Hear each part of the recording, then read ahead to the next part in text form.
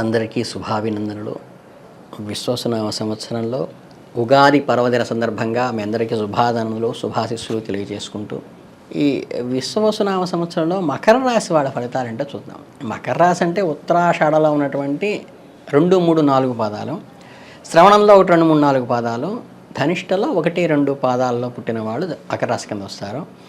వీళ్ళకి సంవత్సరం ఆదాయం విశ్వవసునామ సంవత్సరంలో ఆదాయం 8 ఉంది, వ్యయం 14 ఉంది, రాజపూజ్యం 4 ఉంది, అవమానం 5 ఉంది.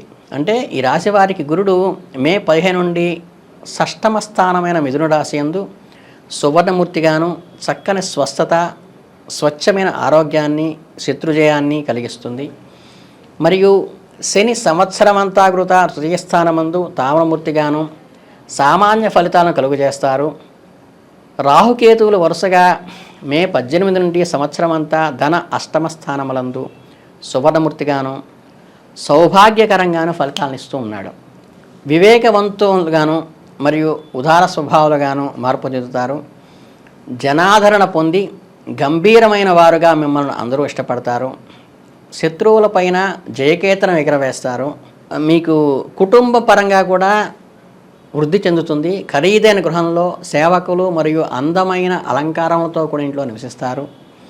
వైద్య విద్యకు సంబంధించిన విషయాల్లో అంటే మెడికల్ ఫీల్డ్కి సంబంధించిన వాటిలో పోటీ పరీక్షల్లో రాణిస్తారు.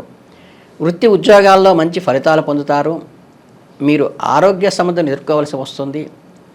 ఈ ఉదర సంబంధమైన జీర్ణాశయాన్ని అంటే ఏంటంటే జయసు శిష్టానికి సంబంధించినటువంటి సమస్యలు వచ్చే అవకాశం ఉంది.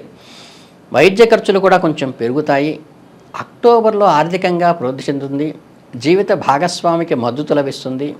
వైవాహిక సంబంధాల్లో పురోభివృద్ధి ఉంటుంది. అవివాహితులకి ఏవైతే మ్యారేజ్ చూస్తున్నారో వాళ్ళకి వివాహం కుదిరే అవకాశం ఉంది. వ్యక్తిగత విషయాల్లో సరైన నిర్ణయం తీసుకునే సామర్థ్యం, ధీటుగా శత్రువులను ఎదుర్కొనే సామర్థ్యం ఉంటుంది. వృత్తి వ్యాపారంలో కూడా పురోభివృద్ధి చెందుతుంది. ఉద్యోగంలో పదోన్నతి పొందేటువంటి అవకాశం అంటే ప్రమోషన్ లాంటిది వస్తుంది. డిసెంబర్ నెలలో ఆరోగ్య సమస్యలపై కొంచెం దృష్టి పెట్టాల్సి వస్తుంది ఓవరాల్గా. ఇకపోతే తృతీయ స్థానం ముందు శని సంచారం వల్ల అత్యంత సానుకూల ఫలితాలు వస్తుంది. సంవత్సరం పొడవునా ప్రయాణాలు చేస్తారు. విదేశీ ప్రయాణాలు కూడా చేయవచ్చు. ఫారిన్ ట్రిప్స్ కూడా ఉంటాయి. ఉద్యోగ విషయంలో ట్రాన్స్ఫర్స్ కూడా ఉంటాయి. ఈ మతపరమైన విషయాల్లో ఆసక్తి పెంచుకుంటారు. ఈ తోబుట్టువులకి ఆరోగ్య సమస్యలను, వారితో మీ సంబంధాలు సహృద్భావంగా ఉంటాయి. మీ సంతాన పురోగతి సాధిస్తారు. మీ స్నేహ సంబంధాన్ని విస్తరించుకుంటారు. సృజనాత్మకతో, మనస్ఫూర్తితో, తెలివితేటలతో అనేక వ్యవహారాల్లో విజయం సాధించి అందరినీ ఆకట్టుకుంటారు. ఈ జూలై నుంచి నవంబర్ల మధ్యలో నుండి ఈ జీర్ణ సంబంధమైన ఆరోగ్య సమస్యలతో తదుపరి స్వస్థత కలుగుతుంది. మీ రాశి నుంచి 2వ ఇంట్లో అంటే ద్వితీయంలో రాహు సంచారమును ప్రజలను ఆకట్టుకునే పనులు చేస్తారు. మీ ఆహారానికి సంబంధించిన సమస్యలు లేదా శారీరక సమస్య కలిగిన ఆరోగ్యాన్ని జాగ్రత్తగా చేసుకుంటారు. కుటుంబ స్థానంలో రాహు ఉండటం వల్ల ఆశావహమైన దాసుల్లో మీకు ఆప్టమిస్టిక్గా ముందుకు తీసుకెళ్తాడు. ఈ కేతు ప్రభావంలో 8వ స్థానంలో మానసిక హెచ్చుతగ్గులు, అలాగే ఈ అష్టమ స్థానంలో ఊహించని శారీరక సమస్యలు, వాత పిత్త సంబంధించిన సాధనలు, అలాగంటే ఆధ్యాత్మికంగా ఎక్కువ నిమగ్నం అవటం, శనివారం వెంకటేశ్వర సుప్రభాతం చేయటం కానీ లేదా ఈ కేతుకు సంబంధించినటువంటి అసలు దానం చేయటం వల్ల కూడా మీరు మంచి ఫలితాన్ని పొందుతారు. అలాగే నెలవారీ సంబంధాలకి వస్తే ఏంటంటే మొదటి నెల అయినటువంటి 2025 ఏప్రిల్లో మేధస్సు మరియు జ్ఞానం వృద్ధి అవుతుంది. జీవిత రంగాల్లో అన్ని రంగాల్లో కూడా విజయం సాధిస్తారు. పట్టుదలతో కృషి చేయాలన్న తపన పెరుగుతుంది. ఏమాత్రం కష్టపడ్డా విజయానికి దారి సుగమం అవుతుంది. అలాగే మే మాసానికి సమయానికి వచ్చినట్టే సమయానికి తగ్గట్టుగా వ్యవహరించి అందరినీ ఆకట్టుకుంటారు. సమాజంలో గౌరవము, అందరికీ ఆదర్శవంతులుగా అవుతారు. ధార్మిక కార్యక్రమాల్లో కూడా మకర రాశి వాళ్ళు రాణిస్తారు. అలాగే ఈ జూన్ మాసానికి వచ్చేసరికి మకర రాశి వాళ్ళకి ఇతరులను అధిగమించటము, పోటీ పరీక్షల్లో రాణించి విజయాన్ని వరిస్తారు.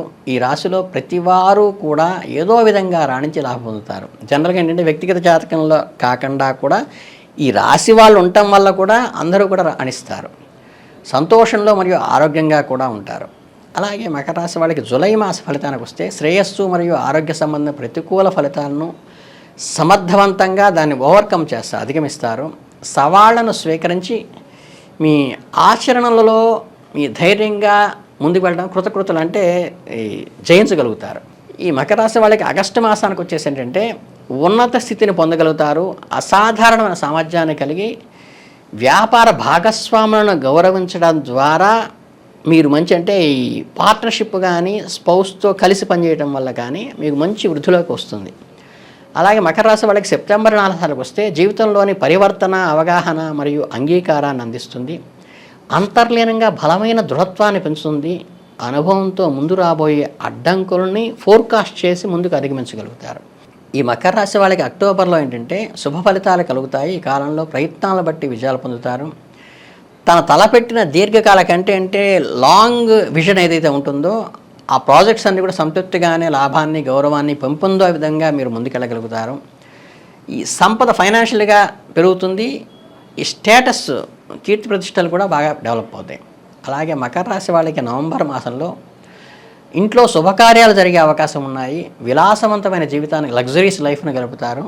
అలాగే గౌరవ మర్యాదలు, సంతోషకరమైన ఉత్సాహభరితమైన వాతావరణంలో పిక్నిక్ లాంటివి చేసుకోగలుగుతారు.